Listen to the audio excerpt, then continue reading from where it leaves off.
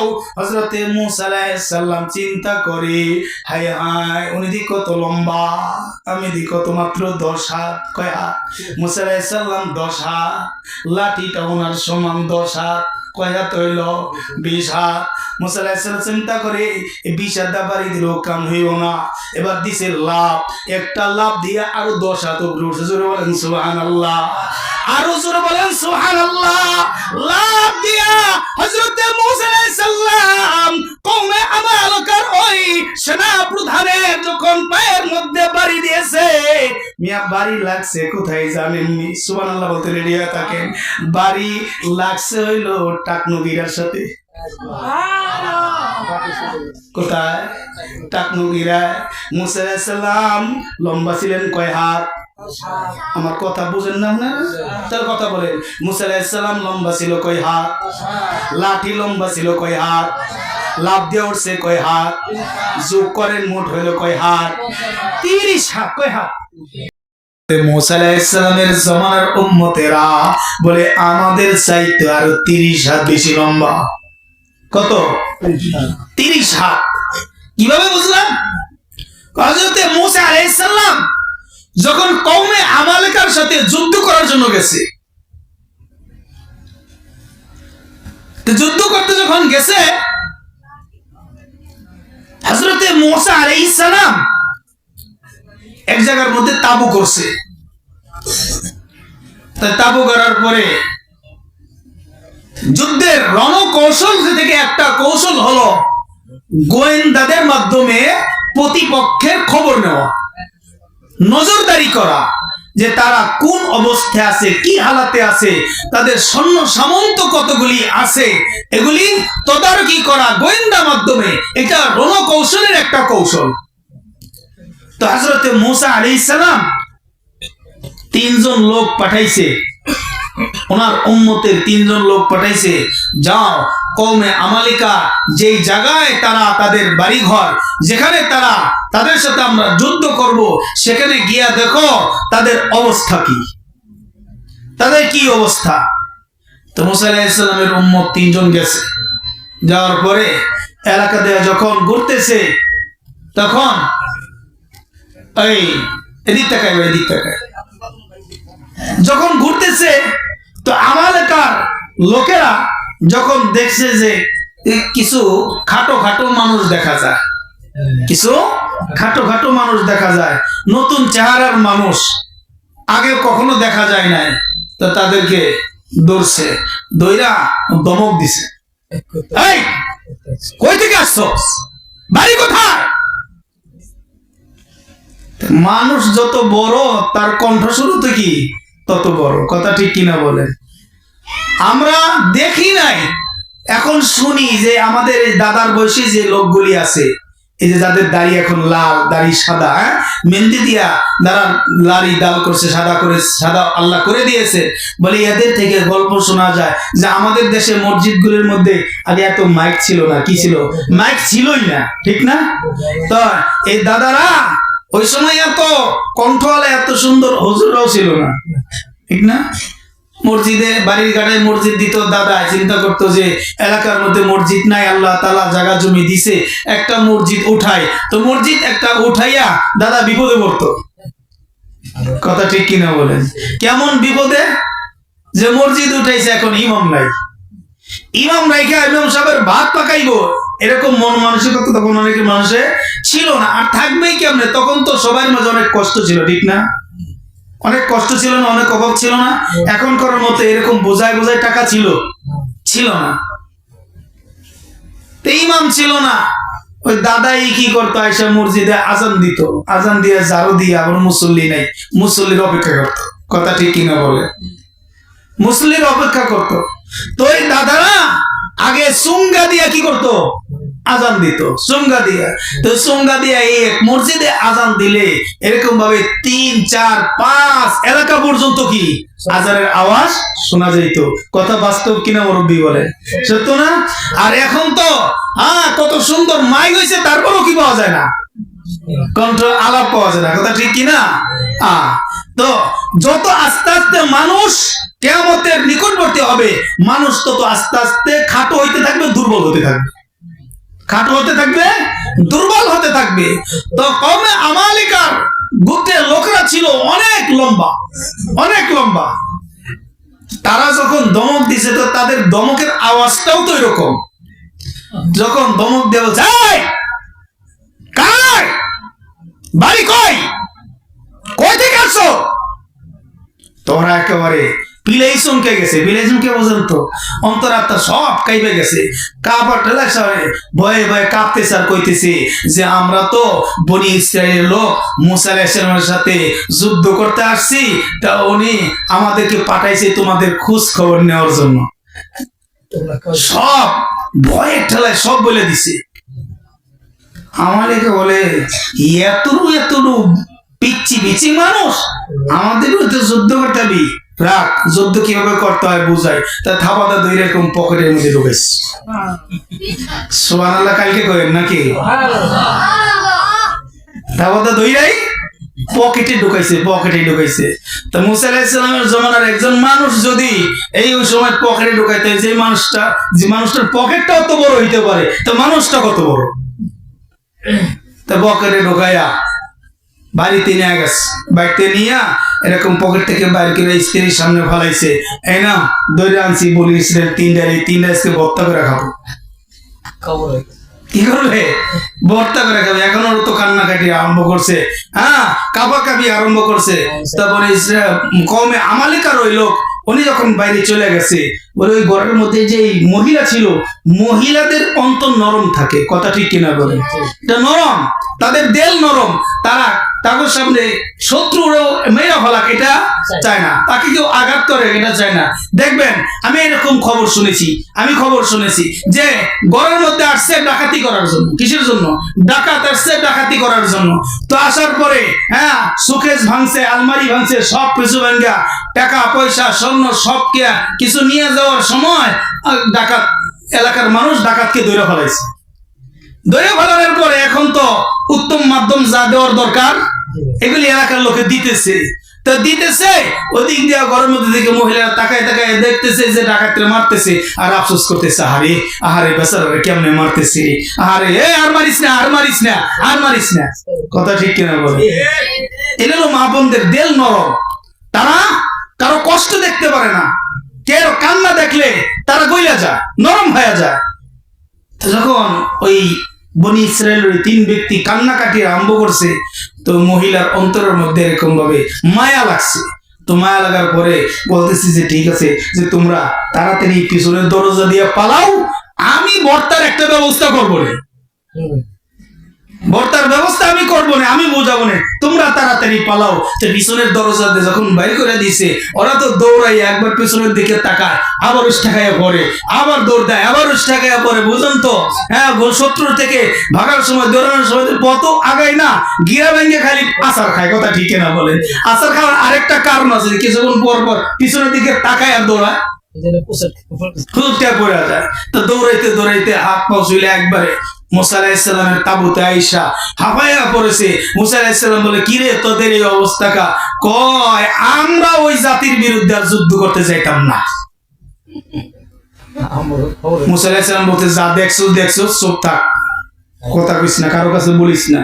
কি এর ওদের ভিতরে যে ভয় রাখছে, ওরা পুরা তাবুর সমস্ত সৈন্যদেরকে বলে দিছে যে এরকম অবস্থা, যদি যাও তাহলে অবস্থা খুব কঠিন। আমাকে 3 পকেটের মধ্যে ঢুকাইছে, এত বড় পকেট, তাহলে মানুষ কত বড়।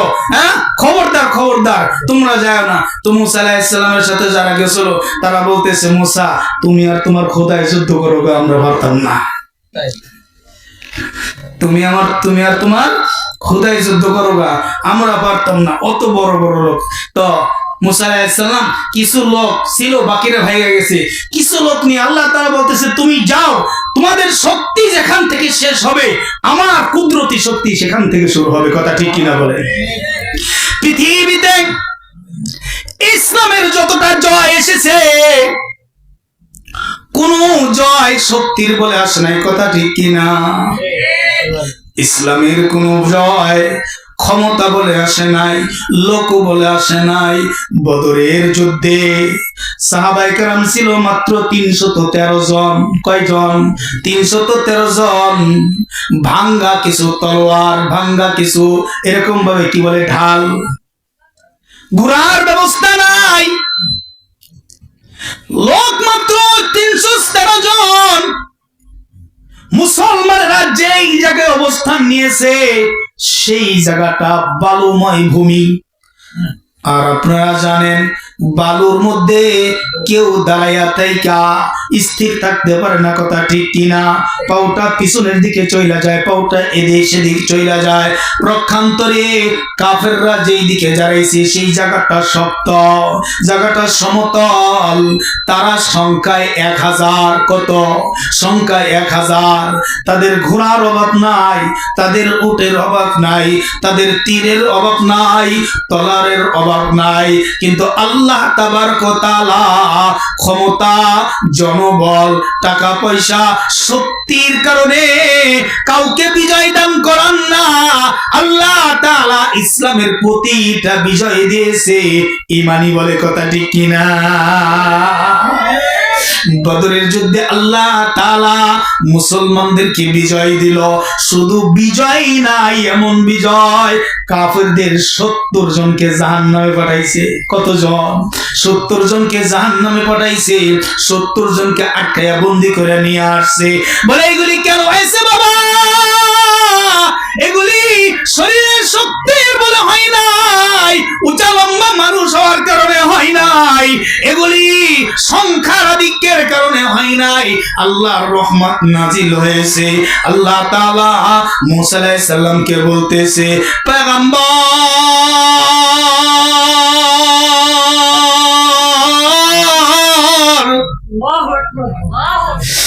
আপনি আপনি সামনের দিকে আগায়া যান।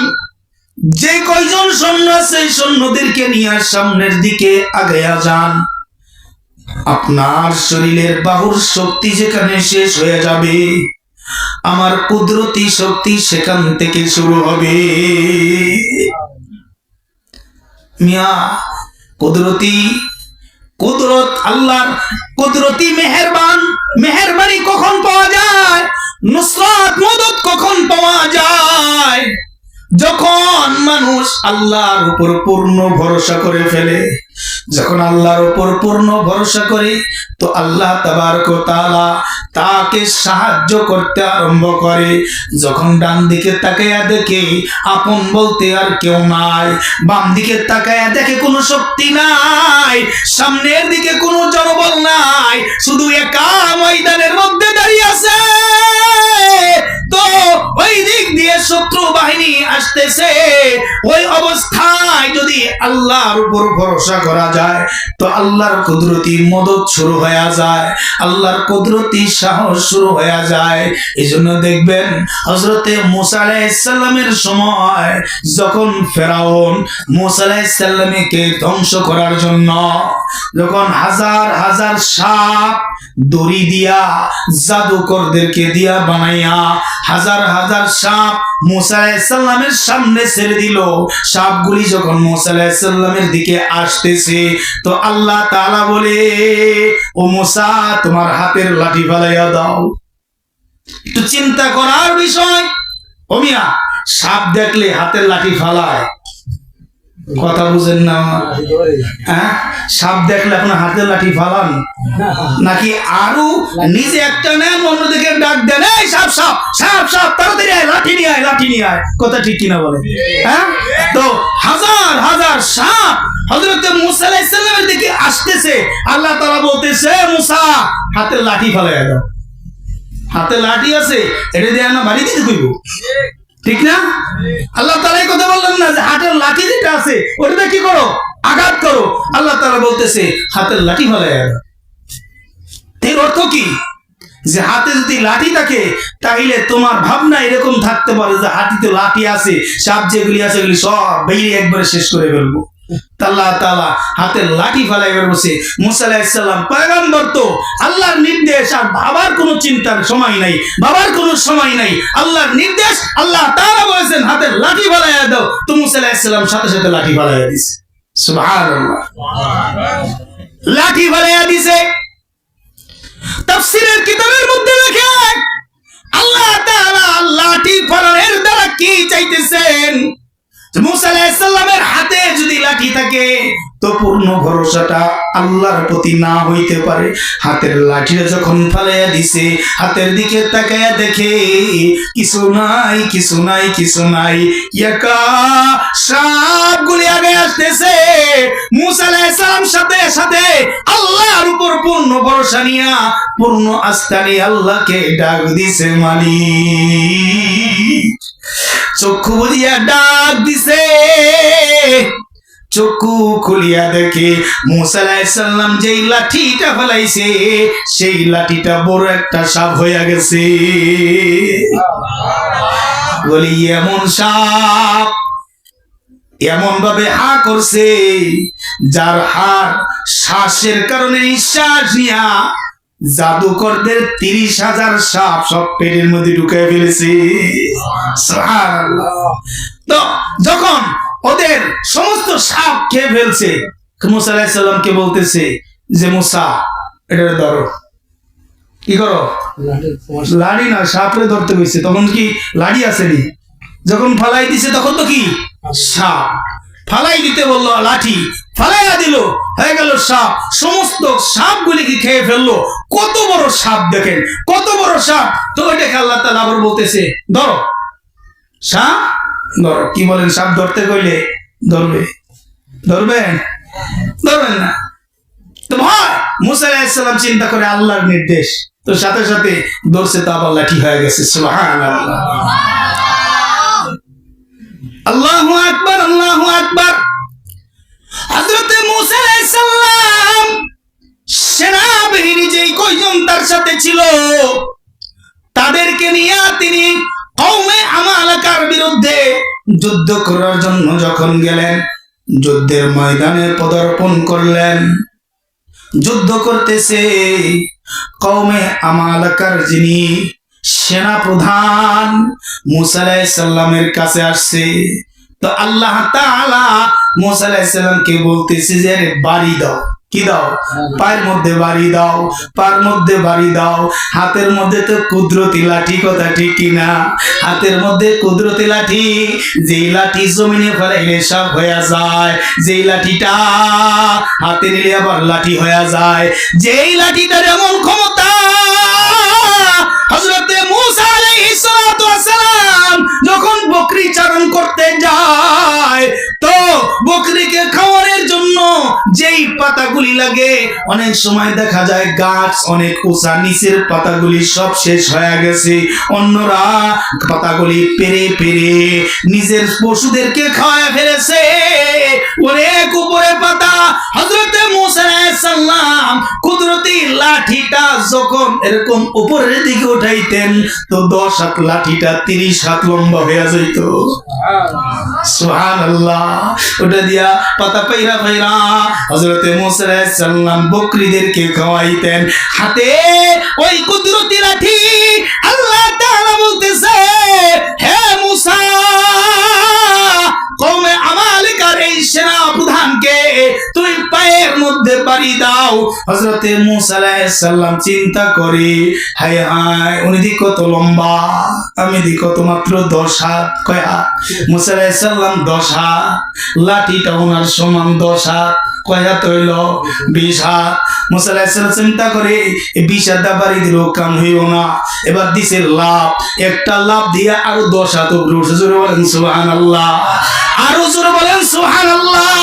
লাভ দিয়া হযরত মুসা আলাইহিস সালাম কওমে আমালকার ওই সেনা প্রধানের যখন পায়ের মধ্যে বাড়ি দিয়েছে, মিয়া বাড়ি লাগছে কোথায় জানেননি? সুবহানাল্লাহ বলতে রেডি হয়ে থাকেন। বাড়ি লাগছে হইল টাকনুগিরার সাথে। কোথায়? টাকনুগিরা। মুসা আলাইহিস সালাম লম্বা ছিলেন কয় হাত? আমার কথা বুঝেন না? তার কথা বলেন। মুসা আলাইহিস সালাম লম্বা ছিল কয় হাত? লাঠি লম্বা ছিল কয় হাত? লাভ দিয়ে উঠছে কয় হাত? যোগ করেন, মোট হইল কয় হাত? 30 হাত। কয় হাত?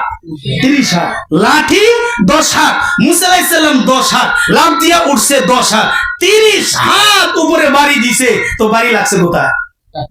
টাকনো গিরায়। সুবহানাল্লাহ। আল্লাহ তাআলা বলে, হে মুসা, আমি নির্দেশ দিয়েছি তাকে লাঠি দ্বারা আঘাত করার জন্য। তুমি চেষ্টা করেছো, চিন্তা করেছো, যদি আমি দাঁড়াইয়া বাড়ি দেই তো তার পায়ের মধ্যে বাড়ি লাগবে না। লাভ দিয়ে বাড়ি দিয়েছো, টাকনোর মধ্যে বাড়ি লেগেছে। ক্ষমতা তো আমার হাতে, বাড়ি দিতে দেরি আছে, কায় হইয়া পড়তে দেরি না। সুবহানাল্লাহ।